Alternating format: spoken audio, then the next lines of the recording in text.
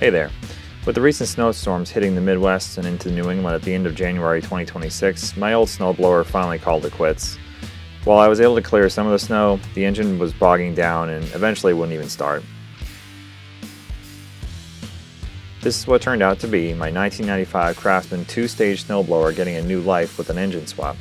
I got to work looking for a replacement motor and found that the Predator 212 was at the time of recording $149 USD at Harbor Freight, and that I could tackle this job probably within a few days according to the most small engine repair channels on YouTube.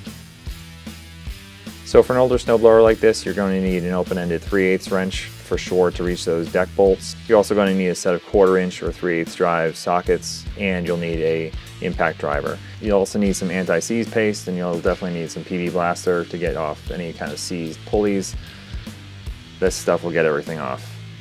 You'll probably want a gear puller if necessary. I'll also use a pair of hammers. You'll see that a little bit later.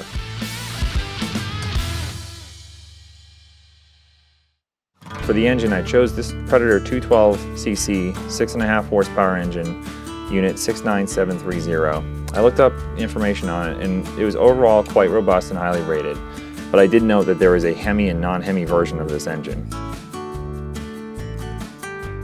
I ended up with the Hemi version, but after looking further into it, I saw overall positive reviews for longevity or power and reliability on either type of combustion chamber.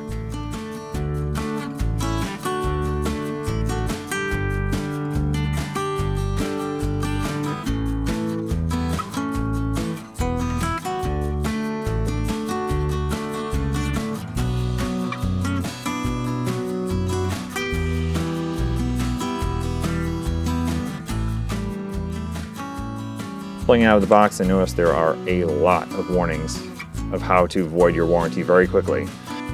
So I will make sure to follow those recommendations to keep the warranty in, just because I want to ensure that this engine will last for a long time. Something to note is that some of the newer blowers apparently use a 1-inch output drive shaft, whereas my 1995 Tecumseh motor used a 3/4 inch, and fortunately this Predator engine also was 3/4 inch, so I didn't need an adapter sleeve.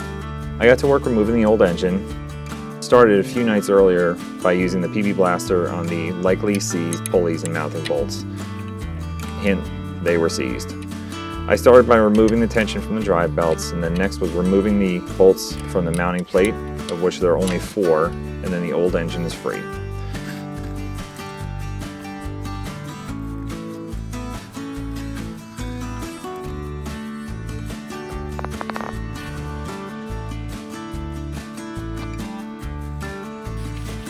I started by cleaning up the grease and the grime on this thing, but since it was super cold outside, let's just get this done a little bit faster.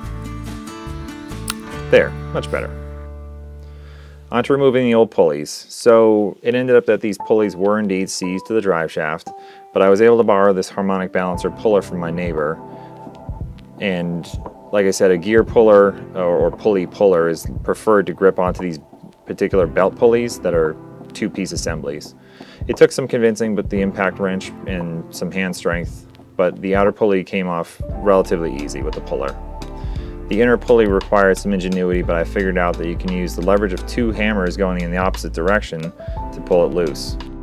Next, I took some anti-seize paste and applied it to the drive shaft and the inner rings of the pulleys and lined them all back up in the order of the original engine.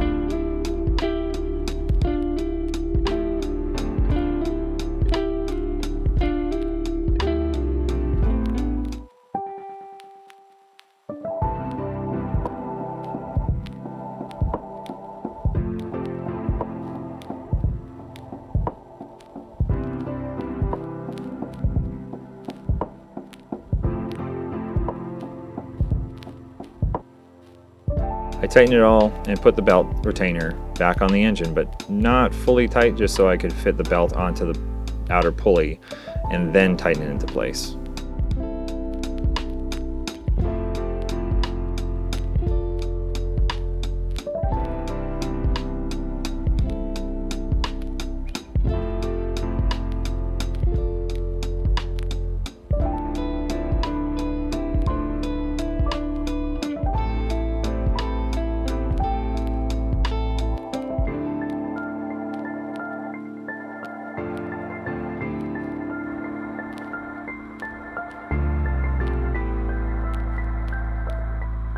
I wiped off the extra anti-seize paste and lightly applied some belt conditioner to the pulleys before bringing the new engine back outside.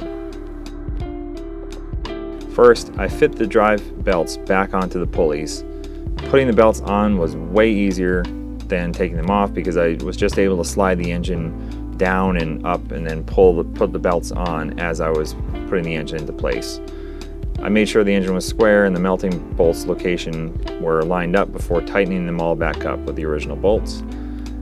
It's important to note here that you need to ensure that both belt tensioners are relieved as you return them to the correct drive positions and tension.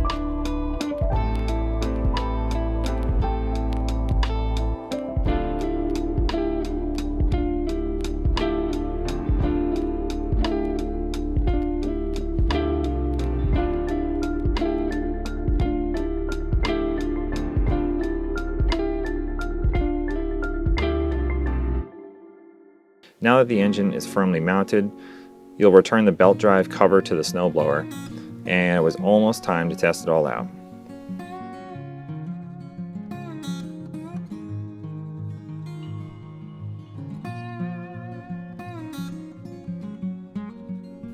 I put in some fresh gas mixed with the measured amount of stable fuel stabilizer, and then got some 5W30 full synthetic engine oil to put into the crankcase.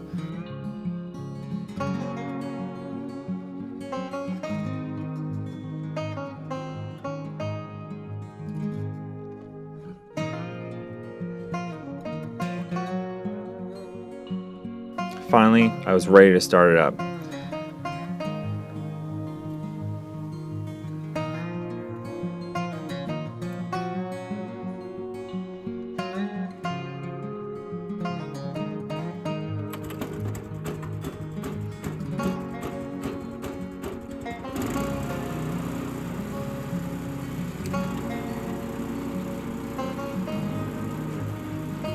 I couldn't believe it. I really couldn't believe it. It started on the first try, and I was pumping my fist here because I was so excited that it started up on the first try and everything was working.